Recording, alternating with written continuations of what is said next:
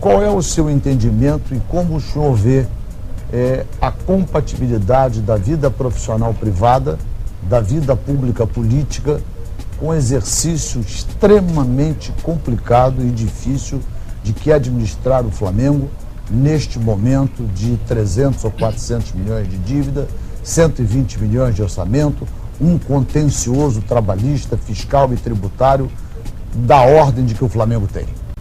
Nós estamos aqui num debate, mas a sua pergunta é a ausência de uma pessoa que pudesse responder isso, que é a senhora Patrícia Amorim.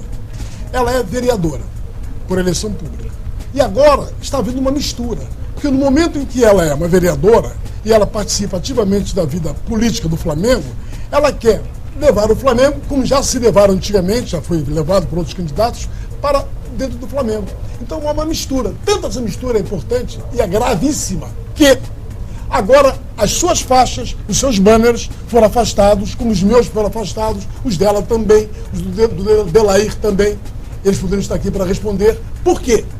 Porque ocorreram faixas, porque o Flamengo hoje é Zona Sul do Rio de Janeiro, na sua maioria. Claro que existem sócios em todo o Brasil, existem torcedores em todo o Brasil.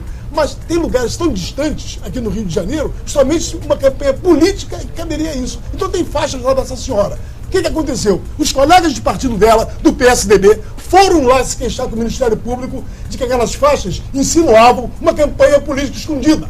Ou seja, a título de botar o Flamengo para a campanha política, ela tem direito de ser presidente do Flamengo, ela fazia isso no sentido já de 2010, que é o ano eleitoral. Fazendo isso, então, ela misturava Flamengo com política. E com isso prejudicou, inclusive, a nossa campanha. Por quê? Nós fomos obrigados, pelo Ministério Público, pelo de desobediência, pelo de prisão, a retirarmos todas as nossas faixas, que eram símbolo de mostrar aos sócios do Flamengo, aos nossos amigos, que nós somos candidatos. Não pode haver essa junção. Ou o Flamengo, como disse muito bem o Plínio, ou a vida pública. A vida pública ela é ótima, ela é importante, é uma mulher inteligente, honesta, saudável. Vai para a vida pública, mas deixa o Flamengo como está. Vamos organizar o Flamengo de outra maneira. Nós temos que chegar, de fato, no Flamengo, a hora cedo, trabalhamos a hora cedo. Para isso, homens vencedores. Quando eu aceitei ser candidato e os grandes beneméritos foram no meu escritório almoçar comigo, e um deles levantou-se e disse: você tem um estofo moral para ser o presidente. O nome dele, Coronel Brock.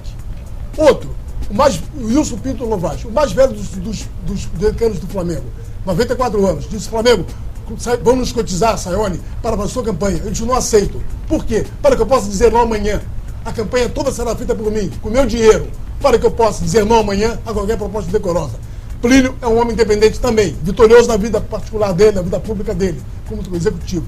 Nós podemos bancar nossas campanhas. Nós temos hoje, Plínio, 440 milhões, eu vou lhe fornecer o meu book para que você veja as nossas dívidas.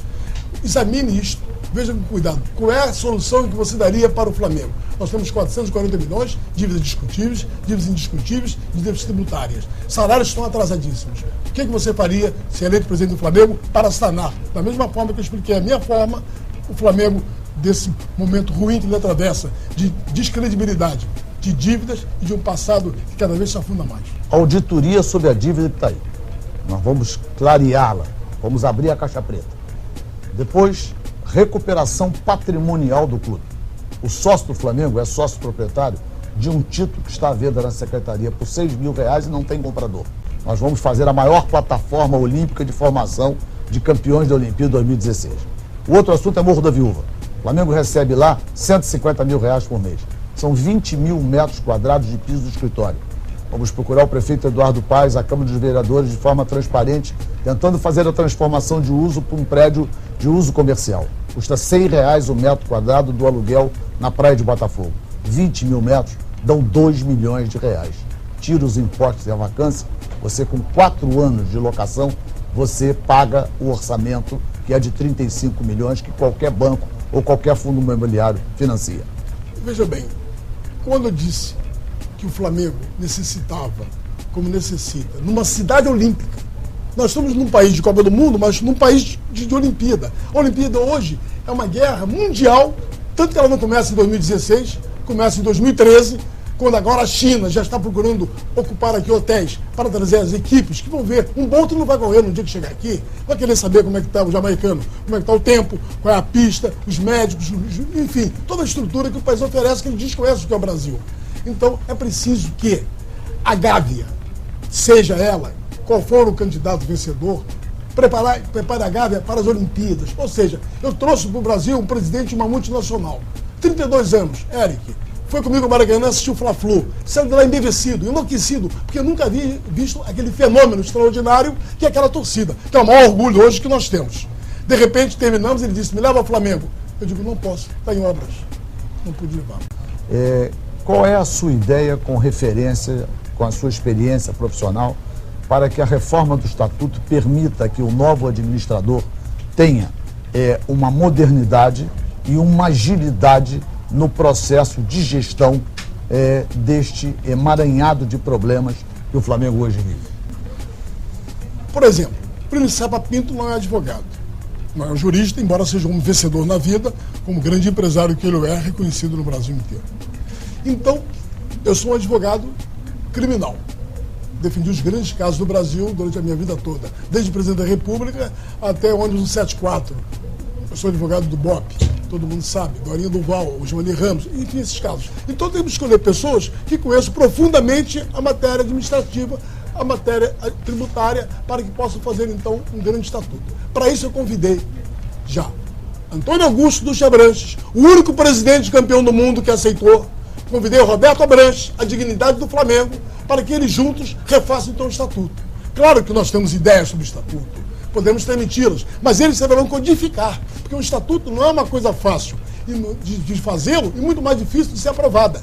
Para ser aprovada é preciso que o sócio que vai votar, ou o Conselho Deliberativo, em último caso, que vai votar, mas todos serão sócios, o deliberativo entenda a motivação. São tão graves e tão sérias que, se eu fosse dizer agora, eu poderia beneficiar algum candidato que faria disso, não está presente aqui, mas faria dessa minha proposta, dessas minhas premissas estatutárias, algum motivo para fazer uma crítica ao trabalho meu, ou do CEP, ou de outro qualquer. Então, as propostas serão sérias, os dois homens é que vão avalizar, fazer, estudar o novo Estatuto do Flamengo. Como? Adaptando à realidade hoje, não só do Brasil, mas do mundo. Principalmente com relação a direitos e garantias individuais de todos os sócios dentro do Flamengo. Os direitos que eles têm de postular, de reclamar e de, quem sabe, votar. Isso é fato muito importante. Votar no Flamengo é uma faca de dois gumes. Qualquer hoje homem, eu elejo hoje quem eu quiser no Brasil para presidente. Até o Fernandinho Belamar eu elejo. É só comprar 5 mil títulos, pagar durante 3 anos e levar nas urnas esses homens. Elejo quem eu quiser. Isso tem que mudar e vai ser mudado. Nós temos que inserir no Estatuto a responsabilidade civil, fiscal e tributária ao dirigente do clube. O Flamengo tem que ter um orçamento para que o seu presidente e os vice-presidentes cumpram o orçamento. E o gestor que, por incapacidade, ausência, dolo, má-fé, incúria, qualquer que seja a alegação, causar dano por descumprimento do orçamento ou fazer dívidas que não estejam previstas, tem que responder com o seu patrimônio pessoal. Ainda bem que há candidatos que sabem que tem que mudar o estatuto. E gostaria que os outros candidatos estivessem aqui para afirmar também quais são as suas propostas. O estatuto, como eu disse, tem que ser elaborado. Então, dei 2 nomes que vocês, sócios, conhecem de perto, sabem a inteligência deles, a cultura deles e a dignidade deles. Eles aproveitarão tudo aquilo, inclusive a responsabilidade fiscal. Claro que faz parte integrante. A responsabilidade fiscal é inerente a qualquer estatuto, como é inerente a qualquer estatuto de qualquer empresa particular, civil. Então, com o Flamengo não, é muito maior do que isso. Porque a responsabilidade do Flamengo, como hoje, não somos 35 milhões, somos 42 milhões no Brasil, 7 milhões no Estado, 2 milhões no município. Isso tudo, de alguma maneira, desrespeitados. Por quê? Se o estatuto que é a Bíblia, o estatuto é a Bíblia de uma instituição. O Flamengo tem que adaptar a sua Bíblia, que é o seu trabalho, a todos os sócios para que conheçam e compreendam aquilo que está sendo colocado. Uma coisa muito grave.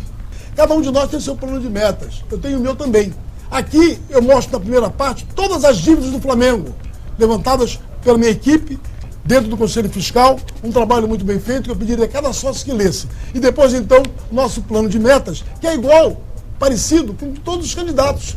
O que é que modifica? Os nomes que vão fazer esse plano de metas. Os nomes que vão trabalhar nesse plano de metas. Estou levando para o Flamengo, repito, o vice-presidente do Bradesco. Estou levando para o Flamengo, Walter Moraes, sem dúvida alguma, os maiores empresários do Brasil, para que solucione os problemas.